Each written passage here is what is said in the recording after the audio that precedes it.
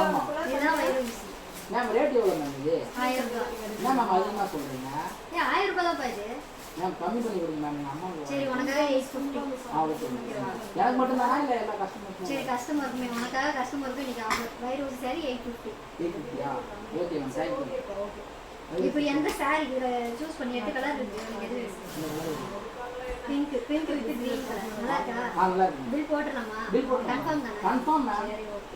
நான் 850 தானே? ஆமா 850. பாருங்க மேம் இந்த கடைக்கு சேரீ வாங்க வந்த அம்மாவுக்கு 1000 சேரீயை 850 ரூபாய்க்கு தராங்க மேம்.